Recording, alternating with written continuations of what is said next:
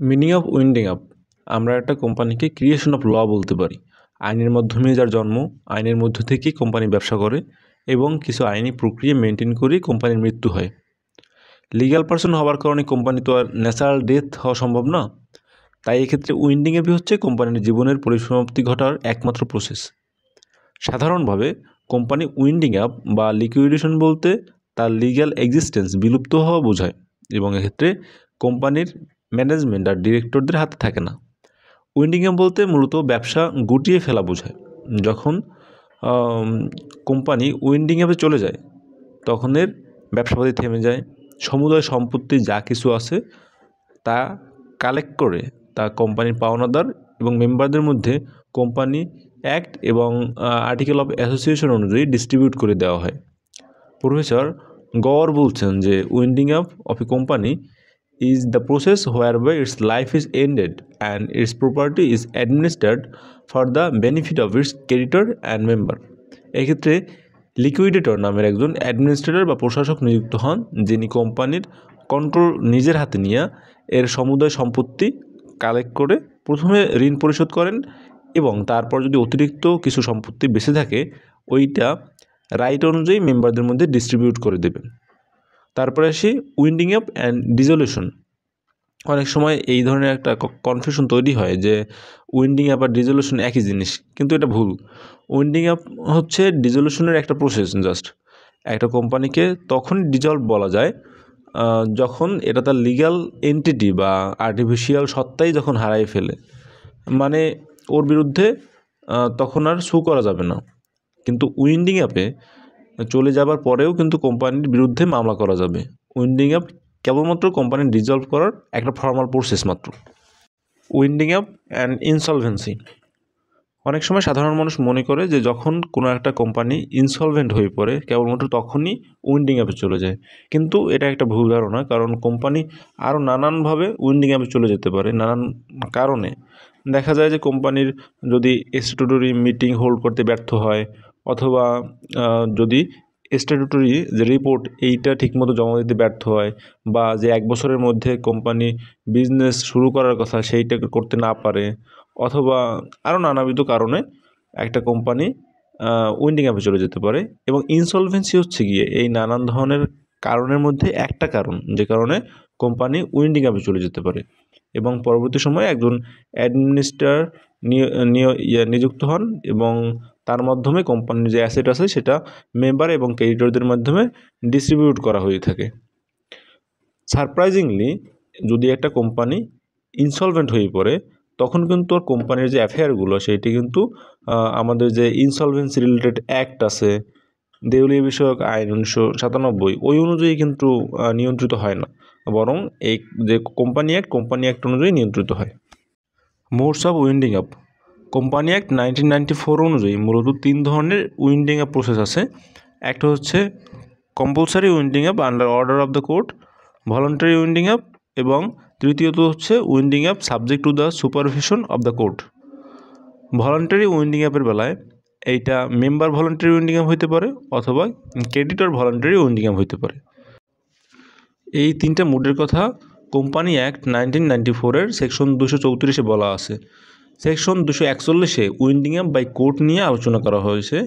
যখন একটা company share হোল্ডারদের স্পেশাল রেজলিউশন পাস করার মাধ্যমে উইন্ডিং আপে চলে যায়, অথবা স্ট্যাটুটরি মিটিং হোল্ড করতে ব্যর্থ হয়, বা স্ট্যাটুটরি রিপোর্ট রেজিস্ট্রারের কাছে দিতে ব্যর্থ হয়, বা কোম্পানির কর্পোরেশনের 1 বছরের মধ্যে বা নির্দিষ্ট সময়ের মধ্যে যদি বিজনেস শুরু করতে ব্যর্থ হয়, অথবা যেই পরিমাণ মেম্বার থাকা দরকার আইনের মাধ্যমে যেটা বলে দেওয়া আছে পাবলিক কোম্পানির ক্ষেত্রে এবং প্রাইভেট কোম্পানির ক্ষেত্রে ওই পরিমাণ মেম্বার যদি না থাকে, অথবা যদি কোম্পানি তার কাছে যে ঋণ আছে সেই ঋণ পরিশোধ করতে ব্যর্থ হয়, অথবা যদি কোনো একটা জাস্ট এবং ইকুইটেবল গ্রাউন্ডে যদি কোর্টের মনে হয় যে এখন এই কোম্পানিটারে উইন্ডিং আপ করে দেওয়া উচিত, তাইলে সেটা উইন্ডিং আপ বাই কোম্পানি হিসাবে গণ্য করা হবে।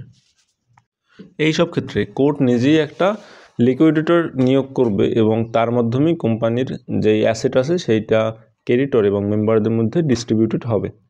সাধারণত এই যে জাস্ট এবং ইকুইটেবল গ্রাউন্ডের কথা বলা আছে, এখানে ইনসলভেন্সির খুবই গুরুত্বপূর্ণ একটা পয়েন্ট হিসেবে দেখা হয়। যখন একটা কোম্পানির যেসব সম্পত্তি থাকে সেই সব সম্পত্তি বিক্রি করার পরেও যদি দেখা যায় যে তার কাছে যে পাওনা আছে সেই পাওনা পরিশোধ করতে ব্যর্থ হয়, তাইলে তখন তাকে ইনসলভেন্ট হিসেবে গণ্য করা হবে এবং কোর্ট চাইলে তখন উইন্ডিং অ্যাপের জন্য অর্ডার করতে পারে। এখানে জাস্ট এবং ইকুইটেবল গ্রাউন্ডের মধ্যে একটা বিষয় হচ্ছে কোম্পানির মূল যে প্রতিপাদ্য বিষয় ছিল যার উপরে ভিত্তি করে কোম্পানিটা শুরু হয়েছিল, সেই বিষয়টা যদি ফ্রাস্ট্রেটেড হয়, যেমন কোম্পানির সাবজেক্ট ম্যাটার যদি চলে যায়, যেমন ধরা যাক কোনো একটা কোম্পানি পলিথিনের ব্যবসা করতো, তো হঠাৎ করে আইন তৈরি করে পলিথিনের ব্যবসা নিষিদ্ধ করা হয়েছে, তখন সাবজেক্ট ম্যাটার তো আর থাকতেছে না এইটা। তো এই ক্ষেত্রে অথবা যদি যেই উদ্দেশ্যে কোম্পানিটা তৈরি করা হয়েছিল ওই উদ্দেশ্যটাই যদি ব্যর্থ হয়, অথবা কোম্পানির একটা এমন অবস্থায় চলে আসে যে এখন আর লস ছাড়া কোম্পানি রান করা সম্ভব হবে না, তখন এই সব গ্রাউন্ডে কোম্পানি উইন্ডিং অ্যাপে চলে যাওয়ার জন্য কোর্ট সরাসরি অর্ডার করতে পারে। কিন্তু এই যে মিসম্যানেজমেন্ট বা কোম্পানির যে কিছু ইরেগুলারিটি, শুধুমাত্র এই কারণেই এইটার অবজেকশনের কারণেই কোর্ট উইন্ডিং অ্যাপে চলে যাওয়ার অর্ডার দিবে না জাস্ট এবং ইকুইটেবল গ্রাউন্ডে। কিন্তু এটা কোম্পানির যে লাভ হবে না লস হবে, এটা সম্পূর্ণভাবে কোম্পানির ডিরেক্টর এবং শেয়ার হোল্ডারদের ব্যাপার, তারা এটা নিয়ে ডিল করবে। কোর্টের এইখানে দেখার কোনো ব্যাপার না যে এখানে ক্রমাগত লস হইতেছে। কিন্তু কোম্পানি শুধুমাত্র ওই ক্ষেত্রেই ইন্টারফেয়ার করবে যখন দেখবে যে সে টাকা পয়সা দিতে পারতেছে না, তার কাছে যে মানুষজন টাকা পয়সা পায়, পাওনাদারদের টাকা পয়সা মেটানো সম্ভব হইতেছে না, তখনই কেবলমাত্র দেখবে যে ওর বিজনেস যেভাবে চলতেছে সেইভাবে চললে লাভ হওয়ার সম্ভাবনা আছে কি নাই, বা কোম্পানির যে অবজেক্ট বা subject matter of the company এইসব নিয়ে তখন দেখবে যখন কোম্পানি টাকা পয়সা দিতে পারবে না। Petition for winding up company অ্যাক্টের সেকশন 245-এ বলা আছে যে কে এই কম্পালসারি উইন্ডিং অ্যাপের জন্য পিটিশন করতে পারবে। এই সেকশনে বলা আছে যে কোর্টের কাছে যে অ্যাপ্লিকেশনটা হবে উইন্ডিং অ্যাপের জন্য সেটা অবশ্যই একটা পিটিশন হিসেবে দায়ের করা লাগবে। এবং এই সেকশনে আরও বলা হয়েছে যে কে এইটার জন্য পিটিশন করতে পারবে। বলছে যে কোনো একটা কোম্পানি নিজেই এই কম্পালসারি উইন্ডিং অ্যাপের জন্য পিটিশন করতে পারবে, অথবা কোনো একজন ক্রেডিটর অথবা একাধিক ক্রেডিটর বা সব ক্রেডিটর মিলে তারপরে পিটিশন করতে পারবে। এক্ষেত্রে কন্টিনজেন্ট বা প্রসপেক্টিভ ক্রেডিটর যারা আছে তারাও ক্রেডিটর হিসেবেই গণ্য করা হবে তাদেরকে। তারপর আছে কন্ট্রিবিউটর অথবা কন্ট্রিবিউটরস, অথবা সব পার্টি মিলে একসাথে অথবা আলাদাভাবে পিটিশন করতে পারে, অথবা যে রেজিস্ট্রার থাকবে তিনি এইটার জন্য কম্পালসারি উইন্ডিং অ্যাপের জন্য পিটিশন করতে পারবে। পিটিশন বাই কোম্পানি চাইলে নিজেও পিটিশন করতে পারে যে তার উইন্ডিং অ্যাপের জন্য যাতে কোর্ট নির্দেশ দেয়, কিন্তু এক্ষেত্রে অবশ্যই একটা স্পেশাল রেজলিউশন পাস করা লাগবে। আর একটা ব্যাপার মাথায় রাখা লাগবে এখানে, যে এই পিটিশনটা অবশ্যই কোম্পানি নিজের থেকে প্রেজেন্ট করতে হবে। একটা কেস আছে এইখানে, পাতিয়ালালা বনস্পতি কোম্পানি, এইখানে উইন্ডিং অ্যাপে নেওয়ার জন্য একটা পিটিশন দায়ের করা হয়েছিল, যেইটা মূলত ওদের যে কোম্পানির এমডি ছিল এই এমডি এই পিটিশনটা প্রেজেন্ট করছিল, বাট এখানে কোর্ট থেকে এই পিটিশনটা রিজেক্ট করে দেওয়া হয়। কোর্ট থেকে এটা অবজার্ভ করা হয়েছিল যে অবশ্যই এখানে একটা স্পেশাল রেজলিউশন পাস করা লাগবে কোম্পানির যে জেনারেল মিটিং হয় সেখানে, এবং যেই মানুষটা এই ক্ষেত্রে পিটিশনটা করছিল সে বোর্ড অফ ডিরেক্টরদের অথরাইজড কোনো পার্সন না, কিন্তু কোম্পানির যদি একটা উইন্ডিং অ্যাপ প্রসেসে যাওয়ার জন্য পিটিশন করতে হয় তাইলে অবশ্যই তাকে বোর্ড অফ ডিরেক্টরদের অথরাইজড একজন পার্সন হওয়া লাগবে। তারপর আছে ক্রেডিটর্স পিটিশন, মানে কম্পালসারি উইন্ডিং অ্যাপে চলে যাওয়ার জন্য কোম্পানির যারা পাওনাদার আছে তারা পিটিশন দায়ের করতে পারে। তো এই ক্ষেত্রে যারা আর কি সাধারণ ক্রেডিটর আছে তারা তো ইনক্লুডেড হবেই, এর সাথে একই সাথে কন্টিনজেন্ট এবং প্রসপেক্টিভ ক্রেডিটর যারা আছে তারাও ইনক্লুডেড হবে। এখন জানি যে কন্টিনজেন্ট ক্রেডিটর কে এবং প্রসপেক্টিভ ক্রেডিটর কে। মূলত কন্টিনজেন্ট ক্রেডিটর হচ্ছে হুজ ডেপ্ট is dependent on a occurrence of a future event, মানে ভবিষ্যতে কোনো একটা ঘটনা ঘটবে তার উপর ভিত্তি করে সে একজন ক্রেডিটর হিসেবে গণ্য হবে। আর প্রসপেক্টিভ ক্রেডিটর হচ্ছে someone who will become a creditor in the future but whose claim has not yet matured, মানে একটা নির্দিষ্ট সময় পর যে একজন মানুষ যদি ক্রেডিটর হিসেবে গণ্য করা হয় তাকে, তাহলে সেটার ক্ষেত্রে প্রসপেক্টিভ ক্রেডিটর, মানে ধরা যাক একজন লোক 3 মাস পরে কোম্পানির ক্রেডিটর হবে বা 3 মাস পরে তার কাছে একটা ডিবেঞ্চার ইস্যু করা হবে। এই ক্ষেত্রে সে এই নির্দিষ্ট সময়ের আগে ক্রেডিটর হিসেবে গণ্য হবে না, কিন্তু সে এখানে প্রসপেক্টিভ ক্রেডিটর হিসেবে থাকতে পারে এবং সেও যদি চায় তাইলেও পিটিশন দায়ের করতে পারে কোম্পানির উইন্ডিং অ্যাপের জন্য। আমি বলছি যে একসাথে কয়েকজন ক্রেডিটর মিলেও একটা পিটিশন দায়ের করতে পারে, কিন্তু এই ক্ষেত্রে যদি অনেকে মিলেও একটা পিটিশন দায়ের করে সেক্ষেত্রে তাকে একজনে যদি একটা পিটিশন দায়ের করতে যেই পরিমাণ কোর্ট ফি দেওয়া লাগতো সেই একই পরিমাণ কোর্ট ফি দিলেই যথেষ্ট হবে। এবং এই ক্ষেত্রে যারা সিকিউরড ক্রেডিটর এবং আনসিকিউরড ক্রেডিটর এদেরকে কোনো সময় আলাদাভাবে গণ্য করা হবে না, এদের রাইট একই রকম দেওয়া হবে পিটিশন দায়ের করার ক্ষেত্রে। আবার দেখা যাচ্ছে যে একটু আগে যে প্রসপেক্টিভ ক্রেডিটর এবং কন্টিনজেন্ট ক্রেডিটরের কথা বলছি, তারা যদি পিটিশন দায়ের করে এক্ষেত্রে প্রথমে তাদের লিভ অফ দ্য কোর্ট, মানে কোর্টের অনুমতি নেওয়া লাগবে, পারমিশন নেওয়া লাগবে, এবং কোর্টের পারমিশন অবটেন করার পরই পরে হিয়ারিংয়ে যাইতে পারবে বা কোর্ট বিষয়টা দেখভাল করবে যে আসলেই উইন্ডিং অ্যাপে নেওয়ার প্রয়োজন আছে কি নাই, এই ব্যাপারটা। একজন ক্রেডিটরকে পিটিশন দায়ের করার জন্য অবশ্যই তার যে পাওনাটা সেটা মীমাংসিত পাওনা হওয়া লাগবে। দেখা যায় যে ওই ব্যক্তি এবং কোম্পানির মধ্যে একটা বিবাদ চলমান আছে, একটা ঝামেলা লাগছে ওদের মধ্যে, ওই লোক মনে করতেছে ও কোম্পানির কাছে অনেক টাকা পায় আর কোম্পানি মনে করতেছে টাকা পায় না। শুধুমাত্র এই ক্ষেত্রে যদি কনফ্লিক্ট লাগে, এই কারণে কোম্পানির উইন্ডিং অ্যাপে চলে যাওয়ার জন্য ও পিটিশন দায়ের করতে পারবে না। শুধুমাত্র যে মীমাংসিত পাওনাটা আছে কোম্পানিও স্বীকার করে নিছে, ওই পাওনাটা যদি কোম্পানি দিতে অস্বীকৃতি জানায় তাইলে ওই ক্ষেত্রে যারা ক্রেডিটর বা ওই পাওনাটা যদি কোম্পানি স্বীকার করে যে হ্যাঁ তুমি আমার কাছে এত টাকা পাও, তাইলেই সে ক্রেডিটর হিসেবে গণ্য করবে তারে, এবং তার যে পিটিশন এইটা এন্টারটেইন করা হবে কোর্টের মধ্যে। এরপর আছে কন্ট্রিবিউটরি পিটিশন। কন্ট্রিবিউটরি বলতে সাধারণত শেয়ার হোল্ডারদের বোঝায়, যারা কোম্পানি যদি উইন্ডিং অ্যাপে চলে যায় তাইলে কোম্পানির কাছে যদি মানুষজন টাকা পয়সা পায় তাইলে ওই টাকা পয়সা ওরা কন্ট্রিবিউট করবে, অথবা কেউ যদি কোনো একটা পেইড অ্যাপ শেয়ারের মালিক হয় বা ওনার হয় তাইলে সেও একজন কন্ট্রিবিউটরি, এবং সে চাইলে কোম্পানির কম্পালসারি উইন্ডিং অ্যাপের অর্ডারের জন্য কোর্টের কাছে পিটিশন দায়ের করতে পারে। এখানে কিছু কন্ডিশন বলে দেওয়া আছে যে একজন কন্ট্রিবিউটরি যদি পিটিশন দায়ের করতে চায় তাইলে এই শর্তগুলো তাকে মেনে চলতে হবে, যেটা কোম্পানি অ্যাক্টের সেকশন 245-এ বলা আছে। যদি একজন শেয়ার হোল্ডার বা কন্ট্রিবিউটরি যদি পিটিশন দায়ের করতে চায় তাইলে এইসব গ্রাউন্ড হওয়া লাগবে, যেমন অবশ্যই একটা পাবলিক কোম্পানির ক্ষেত্রে 7 জনের নিচে মেম্বার হওয়া লাগবে। যদি 7 জনের কম হয়ে যায় মেম্বার, নিচে নেমে যায়, তখন সে একটা পিটিশন দায়ের করতে পারবে। অথবা যদি প্রাইভেট কোম্পানি হয়, প্রাইভেট কোম্পানির ক্ষেত্রে আমরা জানি যে সর্বনিম্ন সীমা হচ্ছে 2 জন, তাইলে 2 জনের চেয়েও যদি কম হয়ে যায় তখন একজন শেয়ার হোল্ডার চাইলেই পিটিশন দায়ের করতে পারবে কম্পালসারি উইন্ডিং অ্যাপের জন্য। এবং এই যে শেয়ারগুলো, ওই শেয়ার হোল্ডারের কাছে যে শেয়ারগুলো আসছে সেটা অবশ্যই তার কাছে অরিজিনালি অ্যালোটেড হওয়া লাগবে এবং তার নামে রেজিস্টার্ড হিসেবে থাকা লাগবে ওই শেয়ারগুলো।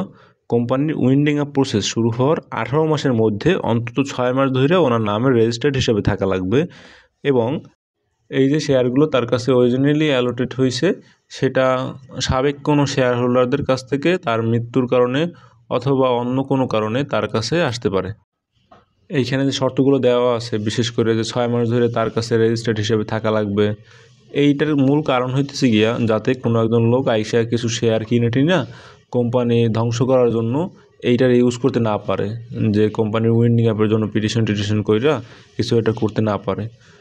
রেজিস্টার্স পিটিশন, কোনো একটা কোম্পানির কম্পালসারি উইন্ডিং অ্যাপের জন্য রেজিস্টার একটা পিটিশন দায়ের করতে পারে, কিন্তু এক্ষেত্রে কিছু কন্ডিশন ফুলফিল করা লাগবে। যেমন কোম্পানি যদি স্ট্যাটুটরি রিপোর্ট এইটা ফাইল করার জন্য ফাইল করতে ব্যর্থ হয়, অথবা স্ট্যাটুটরি মিটিং হোল্ড করার কথা সেইটা হোল্ড করতে না পারে, বা কোম্পানির কর্পোরেশনের 1 বছরের মধ্যে যদি বিজনেস শুরু করতে ব্যর্থ হয়, অথবা যদি কোনো কারণে কোম্পানির বিজনেস 1 বছর ধরে সাসপেন্ড হিসেবে থাকে, বা কোম্পানির যে মেম্বার সংখ্যা সেটা যদি স্ট্যাটুটরি যে রিকোয়ারমেন্ট থাকে, যেমন প্রাইভেট কোম্পানির ক্ষেত্রে ন্যূনতম 2 জন, পাবলিক কোম্পানির ক্ষেত্রে ন্যূনতম 7 জন, এইটার থেকে যদি নিচে নামে আসে, বা যদি রেজিস্ট্রার ওদের ব্যালেন্স শিট বা রিপোর্ট দেখিয়া বুঝতে পারে ওদের ফিনান্সিয়াল অবস্থা ভালো না এবং ওরা ওদের পাওনাদারদের টাকা পয়সা মিটিয়ে দিতে পারবে না, তাইলে সে একটা পিটিশন দায়ের করতে পারে কম্পালসারি উইন্ডিং অ্যাপে যাওয়ার জন্য, অথবা অন্য যে কোনো জাস্ট এবং equitable grounds of compulsory winding up by court, এইটা সেকশন 241 বলা আছে। কিছু গ্রাউন্ড এখানে সিলেক্ট করে দেওয়া আছে যে এইগুলো যদি হয় তাইলে কোম্পানি উইন্ডিং অ্যাপের জন্য কোর্ট থেকে নির্দেশনা আসতে পারে। যেমন স্পেশাল রেজলিউশন যদি পাস করা হয় উইন্ডিং অ্যাপের জন্য, অথবা যদি স্ট্যাটুটরি রিপোর্ট ফাইল করতে ব্যর্থ হয় বা স্ট্যাটুটরি মিটিং হোল্ড করতে ব্যর্থ হয় কোম্পানি, অথবা কোম্পানি ইনকর্পোরেশনের 1 বছরের মধ্যে বিজনেস শুরু করতে ব্যর্থ হয়, বা 1 বছর বিজনেস কোনো কারণে সাসপেন্ড হয়ে থাকে, অথবা ওদের যে পাওনা টাকা পরিশোধ করতে ওরা ব্যর্থ হয় বা অক্ষম হয় পাওনা টাকা পরিশোধ করার জন্য, অথবা যদি কোর্ট মনে করে অন্য কোনো জাস্ট এবং ইকুইটেবল গ্রাউন্ডে কোম্পানির উইন্ডিং অ্যাপে চলে যাওয়া খুবই জরুরি, তখন কোম্পানি উইন্ডিং অ্যাপে চলে যাওয়ার জন্য কোর্ট থেকে নির্দেশনা দিতে পারে। স্পেশাল রেজলিউশন, এইখানে কোনো একটা কোম্পানি নিজের থেকে যদি স্পেশাল রেজলিউশনের মাধ্যমে পাশ করে যে কোম্পানি উইন্ডিং অ্যাপে চলে যাবে, এবং এই ব্যাপারে যদি কোর্টের কাছে অ্যাপ্লাই করে যে কোম্পানির কম্পালসারি উইন্ডিং অ্যাপে যাওয়ার জন্য কোর্ট থেকে যাতে নির্দেশনা দেয়, কিন্তু এক্ষেত্রে অবশ্যই যারা ডিরেক্টর থাকবে তারা শেয়ার হোল্ডারদের অনুরোধের কারণে স্পেশাল রেজলিউশন পাশ করতে বাধ্য না এই ব্যাপারে। আর কোর্ট শুধুমাত্র যদি ওরা অ্যাপ্লাই করে তাইলেই যে উইন্ডিং অ্যাপের অর্ডার দেবে এমন না। কোর্ট এখানে ব্যাপক ডিসক্রিশনারি পাওয়ার ইউজ করে, এবং যদি এইটা ওদের উইন্ডিং অ্যাপে চলে যাওয়া পাবলিক পলিসির অ্যাগেনস্টে হয়, জনসাধারণের যে সুবিধা, এই জনসাধারণ সুবিধা বঞ্চিত হয়, তাইলে ওরা কোনো সময় একটা কোম্পানির উইন্ডিং অ্যাপে চলে যাওয়ার জন্য অর্ডার দিবে না। দ্বিতীয় গ্রাউন্ড হচ্ছে default in holding statutory meeting. যদি একটা কোম্পানি স্ট্যাটুটরি রিপোর্ট ফাইল করতে ব্যর্থ হয় অথবা স্ট্যাটুটরি মিটিং হোল্ড করতে ব্যর্থ হয়, এই ক্ষেত্রে রেজিস্ট্রার অথবা যে শেয়ার হোল্ডার আছে তারা কোম্পানির কম্পালসারি উইন্ডিং অ্যাপের জন্য কোর্টের কাছে পিটিশন দায়ের করতে পারে। কিন্তু এই ক্ষেত্রে কোর্ট কম্পালসারি উইন্ডিং অ্যাপের জন্য অর্ডার না দিয়া বরং ওরা স্ট্যাটুটরি রিপোর্ট ফাইল করার জন্য বলতে পারে, অথবা স্ট্যাটুটরি মিটিং হোল্ড করার জন্য বলতে পারে। আর একটা ব্যাপার হচ্ছে, যদি এখানে শেয়ার হোল্ডার বা রেজিস্ট্রার ছাড়া অন্য কোনো পার্সন যদি পিটিশন দায়ের করে স্ট্যাটুটরি রিপোর্ট এবং মিটিংয়ের ক্ষেত্রে, তাইলে তাকে অবশ্যই যেই তারিখে স্ট্যাটুটরি মিটিং হোল্ড করার কথা ছিল তারপর 14 দিন পার হওয়ার পরে যে এই পিটিশনটা করতে পারবে। আরেকটা ব্যাপার হচ্ছে, প্রাইভেট কোম্পানির ক্ষেত্রে যেহেতু স্ট্যাটুটরি মিটিং হোল্ড করা কোনো বাধ্যবাধকতা নাই, অতএব এই যে প্রভিশনটা বা এই গ্রাউন্ডটা প্রাইভেট কোম্পানির ক্ষেত্রে অ্যাপ্লিকেবল হবে না। কম্পালসারি উইন্ডিং অ্যাপের জন্য যে থার্ড গ্রাউন্ড সেটা হচ্ছে company not carrying on business. Company যদি ইনকর্পোরেশনের 1 বছরের মধ্যে বিজনেস শুরু না করে, অথবা কোনো কারণে 1 বছর বিজনেস সাসপেন্ডেড অবস্থায় থাকে, তাইলে কোর্ট চাইলে এখানে কোম্পানির কম্পালসারি উইন্ডিং অ্যাপের জন্য অর্ডার করতে পারে। কিন্তু এটা কোনো অ্যাবসলিউট রুল না। কোর্ট যদি এখানে দেখে যে কোনো একটা রিজনেবল গ্রাউন্ড আছে ওদের এই বিজনেস স্টার্ট না করার পিছনে বা সাসপেনশনের পিছনে, তাইলে ওদের কম্পালসারি উইন্ডিং অ্যাপের অর্ডার দিবে না। মূলত কোর্ট ওই সময় কেবলমাত্র কম্পালসারি উইন্ডিং অ্যাপের জন্য অর্ডার করে এই গ্রাউন্ডে যখন দেখে যে যারা কোম্পানির ওনার আছে বা শেয়ার হোল্ডার আছে তাদের কখনোই বিজনেস শুরু করার কোনো ইন্টেনশন ছিল না, অথবা তাদের যে রিসোর্স আছে এই রিসোর্স নিয়ে তারা কোনো সময় বিজনেস শুরু করতে পারবে না। এখানে একটা কেস আছে Muralidhar versus Bengal steamship company. এই কোম্পানি বিজনেস ক্যারি করার উদ্দেশ্যে ওদের একটা স্টিমার ছিল আর 2টা ফ্ল্যাট রেডি করা ছিল, কিন্তু দ্বিতীয় বিশ্বযুদ্ধের সময় ওই ফ্ল্যাট 2টা সরকার কর্তৃক নিয়ে নেওয়া হয় বিশ্বযুদ্ধের জন্য, এবং পরবর্তী সময় এই কারণে ওরা ইমিডিয়েটলি ওদের বিজনেস রান করতে ব্যর্থ হয়, এবং পরবর্তী সময় ইকোনমিক ক্রাইসিসের কারণে অন্য কোথাও যে ওদের বিজনেস রিপ্লেস করবে সেটাও পারে না। তো 1 বছর পরে পিটিশন দায়ের করা হয় উইন্ডিং অ্যাপ করার জন্য, এবং কোর্ট থেকে দেখে যে বিজনেস শুরু করতে না পারার পিছনে রিজনেবল গ্রাউন্ড আছে, এবং এই জন্য পিটিশনটা রিফিউজ করে দেওয়া হয়। কোর্ট থেকে কম্পালসারি উইন্ডিং অ্যাপের জন্য কোনো অর্ডার দেওয়া হয় না। ফোর্থ গ্রাউন্ড হচ্ছে রিডাকশন ইন মেম্বারশিপ। আমরা জানি যে পাবলিক কোম্পানির ক্ষেত্রে সর্বনিম্ন মেম্বার থাকা লাগে 7 জন, এবং প্রাইভেট কোম্পানির ক্ষেত্রে ন্যূনতম মেম্বার থাকা লাগে 2 জন। তো যদি এই 2 জন এবং 7 জনের থেকে কম হয় মেম্বার, তাইলে কোর্ট চাইলে এখানে কোম্পানিকে কম্পালসারি উইন্ডিং অ্যাপের জন্য অর্ডার করতে পারে। পঞ্চম গ্রাউন্ড হচ্ছে inability to pay dates.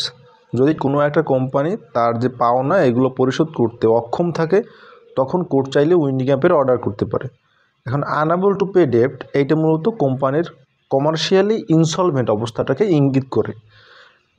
European life assurance society এই কেসের মাধ্যমে এটা বলা হয়েছিল যে কমার্শিয়ালি ইনসলভেন্ট তখনই বলা হবে যখন কোম্পানির যেসব সম্পত্তি আছে, যে অ্যাসেট আছে, ওইগুলো বিক্রি বাট্টা কইরাও যদি তাদের পাওনাদারদের পাওনা মিটিয়ে দিতে সক্ষম না হয় বা যেই পরিমাণ টাকা পয়সা তাদের কাছে পায় তার থেকে তার সব সহায় সম্পত্তির মূল্য কম, সেই ক্ষেত্রে তাদেরকে কমার্শিয়ালি ইনসলভেন্ট বলা যাবে। আর কোম্পানি অ্যাক্ট 1994-এর সেকশন 242-এ বলা আছে, যদি কোনো একটা কোম্পানি 5,000 টাকার উপরে ঋণ থাকে কোম্পানির এবং পাওনাদাররা যদি ওই টাকা পরিশোধ করার জন্য ওদেরকে নোটিশ দেয় বা দাবি করে, তাইলে তারপরে 3 সপ্তাহ অতিক্রান্ত হওয়ার পরেও যদি পাওনা পরিশোধ না করে অথবা পাওনা পরিশোধ করতে অস্বীকৃতি জানায়, তাইলে এইখানে তাদেরকে কোম্পানিকে আনএবল টু পে ডেপ্ট এইটা ধারণা করে নেওয়া হবে যে কোম্পানি ওই ঋণ পরিশোধ করতে অক্ষম। অথবা যদি কোনো একটা কোর্ট থেকে ডিক্রি আসে যে এই পরিমাণ টাকা পরিশোধ করে দিতে হবে, কিন্তু সেই কোর্টের আদেশের সাথে বা অর্ডারের সাথে কমপ্লাই করতে না পারে কোনো একটা কোম্পানি, অথবা যদি আর কি এরকমের কোনো এভিডেন্সের মাধ্যমে কোর্ট মনে করে বা কোর্ট বিলিভ করে যে এই কোম্পানিটা ওর যে ঋণ এটা পরিশোধ করতে অক্ষম, তাইলে কোর্ট চাইলে ওদেরকে উইন্ডিং অ্যাপের জন্য অর্ডার করতে পারে। সেকশন 241-এর লাস্ট ক্লজ হচ্ছে just and equitable ground. Court যদি এই মর্মে সন্তুষ্ট হয় যে কোম্পানির উইন্ডিং অ্যাপ করা এই ব্যাপারটা জাস্ট এবং ইকুইটেবল, তাইলে কোম্পানি ওই কোম্পানির উইন্ডিং অ্যাপের জন্য অর্ডার দিতে পারে। কিন্তু এটা হচ্ছে একেবারে শেষ পর্যায়ে যাইয়া তারপরে এই জিনিসটা করে কোর্ট। সাধারণত কোর্টের এই ব্যাপারে অনেক বেশি ডিসক্রিশনারি একটা পাওয়ার দেওয়া হয়েছে যে ওরা যদি অন্য কোনো এফিকেশিয়াস রেমেডি অ্যাভেলেবেল থাকে তাইলে সাধারণত উইন্ডিং অ্যাপের জন্য অর্ডার দেয় না। এখন জাস্ট এবং ইকুইটেবল গ্রাউন্ড কি, এটা সবসময় কোশ্চেন অফ ফ্যাক্ট, যেটা আর কি কেস টু কেস ভ্যারি করে। কিন্তু প্র্যাকটিক্যালি দেখা যায় যে কয়েকটা সার্কামস্টেন্স অ্যারাইজ করলে তখনই কোর্ট ওইটাকে জাস্ট এবং ইকুইটেবল গ্রাউন্ডে উইন্ডিং অ্যাপের অর্ডার করে থাকে। যেমন এতে বলা আছে ডেডলক বলতে ইমপ্রপার ম্যানেজমেন্ট বোঝায়। তারপর continuous loss of the company, fraudulent purpose, তারপর loss of substratum, operation of minority, bubble company এবং মিসম্যানেজমেন্ট ইন ডোমেস্টিক কোম্পানি। প্রথমে আসি ডেডলক বা ইমপ্রপার ম্যানেজমেন্ট। কোনো একটা কোম্পানির বিজনেসের ক্ষেত্রে সাকসেসফুল হওয়া অনেকখানি নির্ভর করে কোম্পানির প্রপার ম্যানেজমেন্টের উপরে।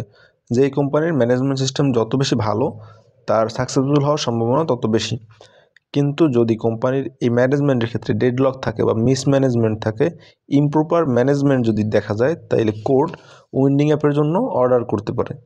এখানে একটা কেস আছে ইএনডিজি টোবাকো কোম্পানি লিমিটেড। এই কেসটায় ফ্যাক্ট হচ্ছে গিয়ে 2 জন শেয়ার হোল্ডার ছিল, প্রাইভেট কোম্পানি, এবং ওরাই শুধুমাত্র ডিরেক্টর ছিল। শেয়ার হোল্ডারই 2 জন, ডিরেক্টর 2 জন, এরকম ব্যাপার। কিন্তু কোনো একটা বিষয় নিয়ে তারা একটা ঝামেলায় জড়াই পড়ে এবং 2 জনের মধ্যে যে কনফ্লিক্ট, এই শত্রুতার কারণে একজন আরেকজনের সাথে তেমন একটা কথাবার্তাও বলতো না সরাসরি, শুধুমাত্র ওদের যে সেক্রেটারি ছিল সেক্রেটারির মাধ্যমে কথাবার্তা বলতো, যার কারণে কোম্পানির ম্যানেজমেন্টে এটার ইফেক্ট পড়ে এবং ঠিকমতো ওরা কোম্পানিটা ম্যানেজ করতে পারে না। যার কারণে কোর্ট পরবর্তী অবজার্ভ করছে যে এখানে অবশ্যই এটা একটা গুড গ্রাউন্ড যে কোম্পানির মিসম্যানেজমেন্টের জন্য কোম্পানিটাকে উইন্ডিং অ্যাপে চলে যাওয়ার জন্য অর্ডার করা।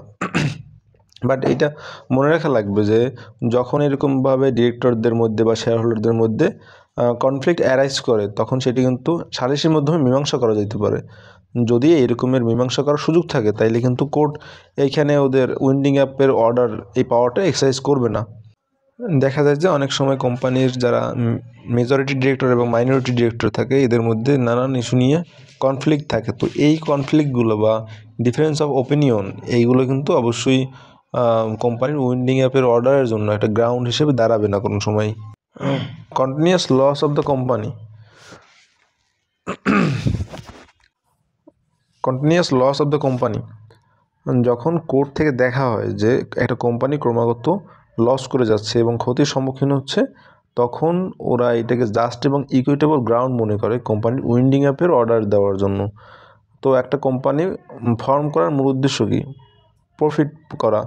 যদি দেখা যায় প্রফিট তো হয়ই না, বরঞ্চ বারবার লস হইতেছে, এইখানে কোম্পানি চাইলে উইন্ডিং অ্যাপের অর্ডার করতে পারে। কিন্তু শুধুমাত্র যদি আর কি একটা কোম্পানি ক্রমাগতভাবে লোকসানের সম্মুখীন হয় এবং ভবিষ্যতেও লোকসানের সম্ভাবনা আছে, এই গ্রাউন্ডই শুধুমাত্র উইন্ডিং অ্যাপের অর্ডার করতে পারবে না। এটা হচ্ছে গিয়ে স্টিমশিপ নেভিগেশন কোম্পানি কেসের মাধ্যমে এইটা অবজার্ভ করা হয়েছিল। এখানে কোর্ট মূলত দেখবে ওদের ইন্টেনশন, যে ওরা আসলে প্রফিট করতে চায় কি না। অনেক সময় আমাদের যে পলিটিশিয়ান আছে তারা সাধারণত এইটা করে, যে কোনো রকম একটা কোম্পানি খুলে বসে এবং তারা অন্যায়ভাবে বা অবৈধভাবে যে পরিমাণ টাকা পয়সা ইনকাম করে, তারা ওইখানে খাত দেখায় যে এই খাতে এত টাকা ক্ষতি হয়েছে আমাদের, তাইলে মানে এইটাই করে দেখায় ওদের যে হিসাবের মিলমিশ করার জন্য ওইটা ইউজ করে, কোম্পানির এই লুফোলটা ইউজ করে। কিন্তু এইটা যদি করতে না পারে, যার কারণে কোর্ট থেকে আর কি এটা একটা জাস্ট অ্যান্ড রিজনেবল গ্রাউন্ডের একটা সেগমেন্ট হিসেবে দেখা হয়। যদি কন্টিনিউয়াস লস হইতে থাকে কোম্পানির, তাইলে ওরা উইন্ডিং অ্যাপে চলে যাওয়ার জন্য অর্ডার করতে পারে। ফ্রডুলেন্ট পারপোজ, যদি কোনো একটা কোম্পানি ফ্রডুলেন্ট পারপোসে ফর্ম করা হয়, যেমন ওদের পাওনাদারদের ডিফ্রড করার জন্য, তাইলে এটা একটা জাস্ট এবং ইকুইটেবল গ্রাউন্ড হবে কোম্পানি উইন্ডিং অ্যাপের অর্ডার দেওয়ার জন্য কোর্ট থেকে। একটা কেস আছে universal mutual aid and poor houses association versus থোপা নাইডু। এখানে কোম্পানির মেইন অবজেক্ট ছিল জুয়া খেলার ব্যবস্থা করা, কিন্তু এই অবজেক্টের পাশাপাশি আরও ওরা অনেকগুলো অবজেক্ট সেট করছিল, যার মধ্যে একটা ছিল আবার ওয়েলফেয়ার নেচারের। তো কোর্ট থেকে বলছে যে যেহেতু মেইন অবজেক্টটা ইললিগ্যাল, সেহেতু কোম্পানি উইন্ডিং অ্যাপের জন্য লায়াবল হবে, এবং কোম্পানিকে উইন্ডিং অ্যাপের জন্য ওরা ফোর্স করছিল কম্পালসারি উইন্ডিং অ্যাপস চলে যাওয়ার জন্য। কিন্তু যদি এই মিসরিপ্রেজেন্টেশন বা ফ্রড এটা যদি প্রসপেক্টাসে কমিটেড হয়, তাইলে এইটা আসলে উইন্ডিং অ্যাপের জন্য কোর্ট অর্ডার করবে না সাধারণত। এবার লস অফ সাবস্ট্রাটাম মানে হচ্ছে ভিত্তি। যখন কোম্পানির যে মেইন পারপোজ, যেই উদ্দেশ্যে কোম্পানিটা এস্টাবলিশ হয়েছিল, ওইটা যদি ফ্রাস্ট্রেটেড হয়ে যায় বা যদি মেইন অবজেক্টে যদি হারাইয়ে যায়, তাইলে এখানে কোর্ট এইটাকে জাস্ট এবং ইকুইটেবল গ্রাউন্ড মনে করতে পারে এবং উইন্ডিং অ্যাপের জন্য অর্ডার করতে পারে। আর একটা গ্রাউন্ড হচ্ছে অপারেশন অফ মাইনরিটি। সাধারণত কোনো একটা কোম্পানির যারা মেজরিটি শেয়ার হোল্ডার থাকে, তাদের কাছে কন্ট্রোলিং পাওয়ার থাকে, এবং যেসব পলিসি ফর্ম করা হয় তাদের ইচ্ছে অনুযায়ী পলিসিগুলো ফর্ম করা হয়। কিন্তু যখন তারা কোনো একটা পলিসি যারা ওইখানকার মাইনরিটি শেয়ার হোল্ডার থাকবে তাদের ইন্টারেস্টের অ্যাগেনস্টে করে থাকে, তাইলে সেটা জাস্ট এবং ইকুইটেবল গ্রাউন্ড হিসেবে গণ্য করা হবে, এবং কোর্ট চাইলে এই গ্রাউন্ডে ওই কোম্পানিকে উইন্ডিং অ্যাপের অর্ডার করতে পারে। আর সভাপতিরাও ভার্সেস সভাপতি প্রেস লিমিটেড, এই কেসের মাধ্যমে আমরা ফ্যাক্ট দেখি যে ডিরেক্টরদের একটা ইনফ্লুয়েন্সিয়াল পাওয়ার ছিল কোম্পানির ম্যানেজমেন্টে, এবং কোম্পানির যে ম্যানেজিং ডিরেক্টর ছিলেন তার ওই পাওয়ারটা ছিল যারা মাইনরিটি শেয়ার হোল্ডার তাদেরকে আউটভোট করার জন্য, এবং ওইখানকে যেসব প্রফিট ছিল ওইটা ফ্যামিলি মেম্বারদের মধ্যে ডিস্ট্রিবিউট করে দিয়েছে। এছাড়াও আরও কিছু অভিযোগ ছিল যে শেয়ার হোল্ডারদেরকে ঠিকমতো কোম্পানির যে ব্যালেন্স শিট থাকে ওইটাও ওই দেওয়া হয় নাই, তারপর হচ্ছে অডিটর্স রিপোর্ট ওইটা জেনারেল মিটিংয়ে পড়া হয় নাই, এবং যে ডিভিডেন্ড ছিল ওইটা রেগুলারলি পে করা হয় নাই। তো কোর্ট এই সব গ্রাউন্ডে সাফিসিয়েন্ট মনে করছে যে জাস্ট এবং ইকুইটেবল গ্রাউন্ডের উপর ভিত্তি করে কোম্পানিকে উইন্ডিং অ্যাপের অর্ডার করতে পারে। আর একটা ব্যাপার হচ্ছে যদি কোম্পানিটা একটা বাবল কোম্পানি হয়, বাবল কোম্পানি মানে হইতেছে গিয়া বুদবুদের মতো একটা কোম্পানি, যার কোনো স্ট্রং ভিত্তি নেই, কিছু নাই, যেটা কোনো সময় বিজনেস রানও করে নাই অথবা ওর কোনো অ্যাসেটও নাই, মানে কিছুই নেই, শুধুমাত্র নামে মাত্র একটা কোম্পানি। এই ক্ষেত্রে এটাকে বাবল কোম্পানি, এবং বাবল কোম্পানি যদি এর অস্তিত্ব পায় কোর্ট, তাইলে কোর্ট চাইলে জাস্ট এবং ইকুইটেবল গ্রাউন্ডে এর উইন্ডিং অ্যাপের জন্য অর্ডার করতে পারে। তারপরে মিসম্যানেজমেন্ট ইন ডোমেস্টিক কোম্পানি, যদি কোনো একটা কোম্পানি একটা ফ্যামিলি কোম্পানি হয় এবং সেখানে ডিরেক্টরদের মাধ্যমে যদি মিসম্যানেজমেন্ট দেখা যায়, যাদের মেজরিটি অফ ভোটিং শেয়ার আছে, তাইলে এটাকে একটা court just and equitable ground মনে করতে পারে উইন্ডিং অ্যাপের জন্য, এবং ওরা উইন্ডিং অ্যাপ করার জন্য অর্ডার করতে পারে।